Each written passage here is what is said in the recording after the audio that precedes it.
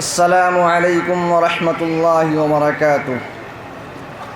الحمد لله رب العالمين، والصلاة والسلام على سيد الأنبياء والمرسلين وعلى آله وصحبه أجمعين. أما بعد، فأعوذ بالله من الشيطان الرجيم. بسم الله الرحمن الرحيم. وننزل من القرآن ما هو شفاء ورحمة للمؤمنين. رئيس الحفلة الموقر وأساتذة الأجلة والمستمعون الكرام والضيوف العزام، أريد أن نخطب أمامكم خطبة مختصرة حول الموضوع في هذه الحفلة المباركة: القرآن الكريم وفضائله.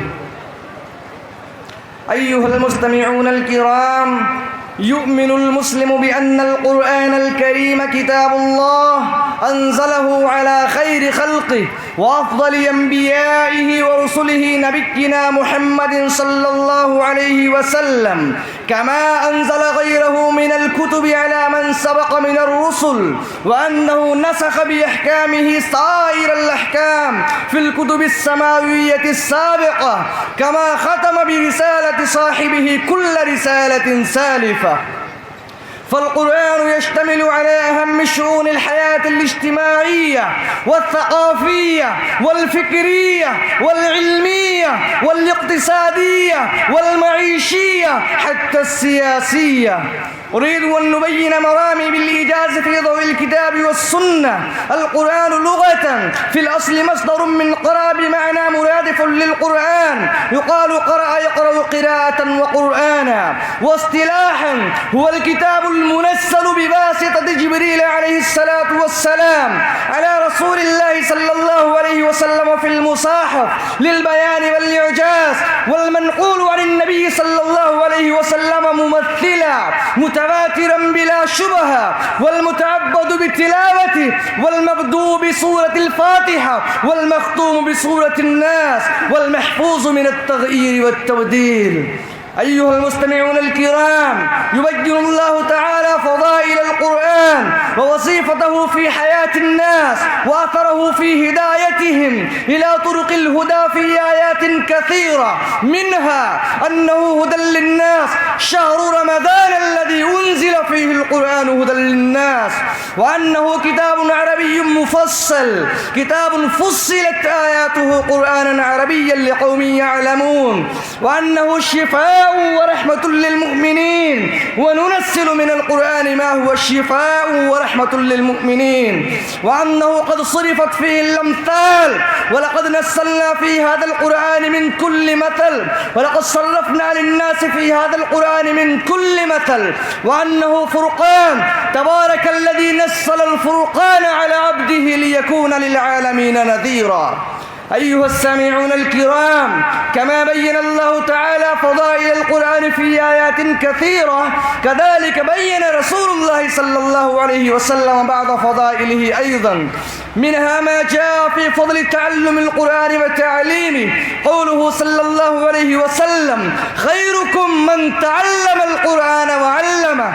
ومنها ما جاء في رفعة صاحب القرآن في الدنيا، قوله صلى الله عليه وسلم: إن الله يرفع بهذا الكتاب أقواما ويدع به آخرين. ومنها ما جاء في شفاء القرآن لأهله يوم القيامة، قوله صلى الله عليه وسلم: اقرأوا القرآن فإنه يأتي يوم القيامة شفيعا لأصحابه.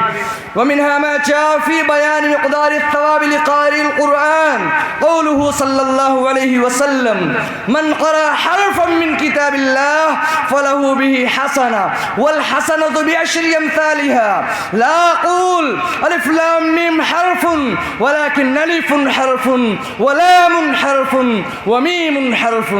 أيها المستمعون الكرام، كان القرآن ببديع أسلوبه ومحكم طريقه وجزلة لفظه وسهل كلامه يؤثر في النفوس تأثيرا بالغا، حتى أن الكافر الحقود والمشرك الحسود يحضر بعد الأحيان إلى الرسول صلى الله عليه وسلم بإرادة السوء، فيتلو عليه الرسول آيات من القرآن فلا يتمالك نفسه ولا يملك من أمره شيئا، وربما اعترف بحقيقته وآمن بصدقه. ومن هنا كان العرب يمنعون أولادهم ونساءهم من الاستماع إلى الرسول صلى الله عليه وسلم وهو يتلو آيات الله المباركة حتى لا يتأثروا بها، وكانوا لا يمنعون الرسول صلى الله عليه وسلم من الجهر بالقراءة، كما قال الله تبارك وتعالى: وقال الذين كفروا لا تسمعوا لهذا القرآن والغوا فيه لعلكم تغلبون.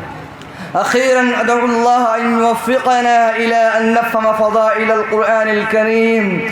اللهم ارحمنا بالقرآن العظيم وارزقنا تلاوته آناء الليل وأطراف النهار، واجعله لنا حجة يا رب العالمين، آمين. وآخر دعوانا أن الحمد لله رب العالمين، والسلام عليكم ورحمة الله وبركاته.